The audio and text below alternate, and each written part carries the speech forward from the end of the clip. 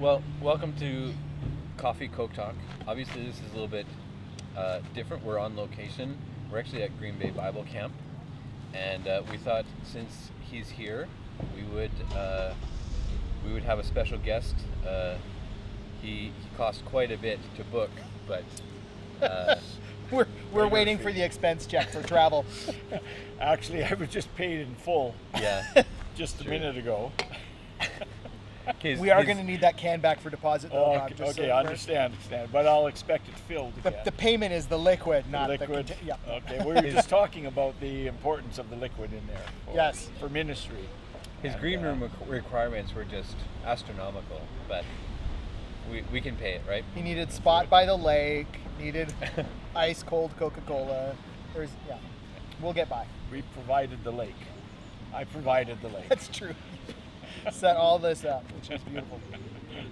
So I hope you guys are taking some time to enjoy the Okanagan summer too. So whether it's finding a beach somewhere else, finding a backyard somewhere, hanging out with people, take it all in. It's a good thing. Yeah. So in terms of what's happening at church this week, it's just kind of a normal week for us, and so that's why we thought we'd spend a little more time doing something different instead of just running through the same old. We thought we'd sit here, and in typical fashion, I've prepared nothing, but I think Kevin's given it some thought about some of the topics for us to chat about here with Bob. But yeah. So here at camp this week, there's actually been a lot of pastors and their families, which has been really good, and I think really enjoyable, because I know everybody might not think about this a lot, but there is a lot of times where like we have to take the pastor hat off and put the dad hat on, or the husband, or even there's times where you got to take all your hats off and just go for a walk and just spend some time with God and just hang out. And so what I've been finding is that there's a lot of pastors here that we've been chatting with. I've been trying hard not to have too much shop talk happening, but there's a lot of pastors who like to come and just hang out. We got one behind us. Yeah. We have some video bombing pastors. Awesome. Would you like a chair? You can join us. Punks. I think you might be editing this part out. No, I think we'll leave that in. No edits? Those are some guys that we like to hang out with once a year at our pastors' conference, and so. But chatting with them, chatting with others. There's a lot of times where we like to, because it's kind of this is our thing. This is what we think about a lot of times, and getting to know what different churches are doing, different pastors' approach, even how they're dealing with all of COVID, and a lot of that. It's been really interesting because there's actually been quite a wide variety of things happening and different approaches to it all. That's my Coke burp. But a lot of different approaches to it all, and trying to figure out what is working for your congregation, and trying to figure out what may or may not work, because like this is the first time we've been in this kind of situation too. So we thought, instead of getting 10 different pastors and their families and all of that and trying to get their perspective, we thought we'd go straight to the source, to the root of everything that's all knowing in the BC Association. and we just simply wanted to I'll find that person here. Let me look. And we just wanted to ask Bob the question, as you are talking with churches, as you are talking with pastors, because that's really a lot of your role is you're on your phone half the day, talking to people, talking to different boards, talking to chairperson, trying to get them to work this all out. But as far as things go, from your perspective, how have a lot of the churches kind of adapted through a lot of this too? Like Lakeview is going through a double adaptation in this, but for a lot of the churches that are just trying to continue on, what's it like for them from hurts. The first thing that I noticed when COVID hit, I was involved with a number of churches in conflict situations, and I had about varying levels from 1 to 10 degree of conflict with whether it's with pastor, staff, congregation, whatever. And the first thing that happened was there were about eight of these I was dealing with, and after COVID hit and the church services stopped, that went to 0. And like all the conflicts just stopped. The conflict stopped. Oh, it was wow. like no one talked to me. I phoned up and say, "How is this going?" Or you had a meeting planned, and is that meeting on? No, it's all canceled now. Okay. And it seemed as if there was a rallying that said, the conflict we have just isn't that important anymore. Okay. And I know there's something in the north they call cabin fever, and when you're stuck together all the time, at some point even the most healthy people will turn on each other, and there's issues. And it seemed when there was an outside threat now with COVID coming and stopping church services and creating chaos in terms of the normal way that we worship and how we do things and how we work, that all of a sudden the rallying together to say how do we work this through became far more important than whatever issue was being dealt with. And those issues all of a sudden were not quite as important or important at all. So the bad thing is, now that we're starting to work together again and churches are getting together, I'm now getting the odd call again saying, Okay. we have some issues that we just want to talk with you about. How might we handle this or this other situation? So that's changed again, but it's been, for me at least, it's been several months where I haven't talked with any pastor or board or anyone about issues that were really pressing, and not a lot of them not the biggest, but issues that come along. So I think that was one of the things that I noticed. First of all, it came there, and then as far as how churches are dealing with COVID, it is as different as there are churches. Okay. So there's no one way that anyone has discovered and said, this is how we dealt with it and it's worked perfectly for us. Yeah. In fact, they've all worked in varying degrees of being good or not working at all. And even now that we're coming back together as far as meeting, churches are doing it very differently. A lot of churches some people are very afraid with COVID and really are hesitant to even get together. Others are saying, hey, this COVID thing, and you've heard it from many people and you've seen the placards, that it doesn't even exist. It's no different than a flu, and we just need to just carry on like it doesn't exist. So in our churches, we're all over the place in that area. The one thing the most important thing is that we might have different opinions, but the key thing is it's how Christians live in unity together that the world sees. It's not what we say, we think or perceive what is right and how we deal with it, but it's how we work it together in unity. Yeah. And so that's the thing that's the most important, because most of our churches have people in both extreme areas of understanding and thought. So they're dealing with it differently. One church says we're going to do only 25 people, even though we can have 50. We feel this is our safe level, and you sign up and you come on the Sunday that you've signed up. But we want to keep it over the summer, and then we'll see in fall.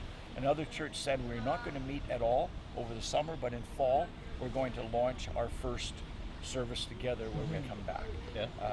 Others are saying we have our service is going to be with the key leaders of the church, and we will meet and have a service together of 30, 40 people, whatever, and then on Sundays, the service that we've recorded and has been our core group, those people will now go and have, everyone will pick like 10 people within the congregation, which will be their group. Yeah. So then they will meet on Sunday, look at the service together and the sermon, if they want to sing or whatever in that group, but that'll be their bubble. And so there's that fellowship.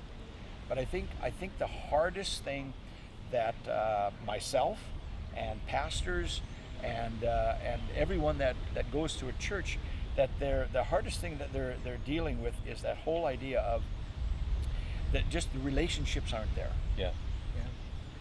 So I've noticed as I've been watching people preach, and I'm down to I became a sermon junkie for a while, and so the first within about when COVID hit and all the services were shut down and we went to videoing everything, I think I watched 8 churches on the first Sunday, and my wife only watched 5. And then now I'm weaning myself off of my Sunday junkie binge sermon watching, and so now my wife is still up to 3 to 5, and I've cut myself down to 2 or 3. So now I'm almost feeling guilty if I don't. You're not as spiritual as her now. binge watch sermons, you know. So all right. So you can get through a whole season. If Now- yeah. Now you're not like watching them at like 1.5 speed or something like that to get through them quicker. 'cause- I am not. This isn't confession time for me. This isn't confession time where I This have is to a admit safe whether space, I Bob. fast forwarded a little bit. You know, Well- I'm not saying. I'm just saying I have watched. Sure, fair enough. I'm new to the whole audiobook thing. I got from the library my first audiobook last weekend to listen on a drive. Love the feature that you can listen to it at like 1 1/4 speed. Yeah. It is like Yeah. life changing. Depending on your podcast player, you can listen to it up to like 2 or 3 times speed. Yeah. I don't know if I could do 2 times. No, 'cause I'm I've tried it at even like 1.5, and it doesn't feel right. Yeah, but 1 1/4 is a beautiful sweet spot where it's like, oh, I'm retaining this, and yet it's gone from like a 5-hour read down to like, it's beautiful. Now, will you be practicing so that you can speak like that with helium balloons? Well, no, I it raises think the pitch every. it does. It raises I your think the pitch. trick is you got to preach slower, so that then when people Oh. speed it up, it's still retainable. So I think that's going to be the key. That would be it. And I don't think YouTube has that feature, do they? So we're probably okay. All right, whatever. I think that's really interesting that you even say that, Bob. That like if it was all to boil down to one thing, it's really about unity of believers. And we're going to have a 1,000 different opinions on so many different issues, and now COVID is one of them. Yeah. But it's like we've been trying to say from the very beginning. It's more about love one another, love your neighbor, care for the orphan and the widow, and that's really what we are about as a church. And make sure that your speedboat That's right. really loud. You know what? Every time I see that, all I think is the money. It's like ka-ching, ka-ching, ka-ching, Yes. ka-ching, ka-ching, ka-ching. That's all. We need a reverse camera so you can see what we see. We're talking about this beautiful lake and beach here. You can hear the boats going by. I'm sure they heard it. But you're just focused solely on us, so you don't get the Absolutely. beauty of the ocean or the lake. The lake.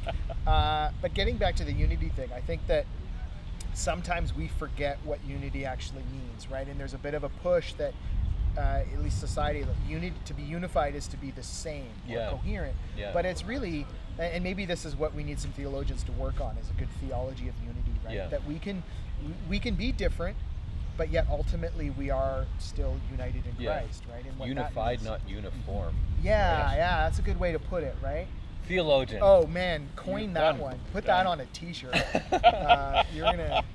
That's gonna help a lot of people. Yeah, unified, not uniform, and that's, I think, important for us. So it's great to hear what you've shared that other churches around the province are doing, and we see that in our own city. But we've certainly put together a plan that our leadership feels good about, and that's all we can do is what to strike that, I guess, balance. Yes. And recognizing that, I think every church has that, a real diversity of comfort level and opinion, and there's no perfect answer.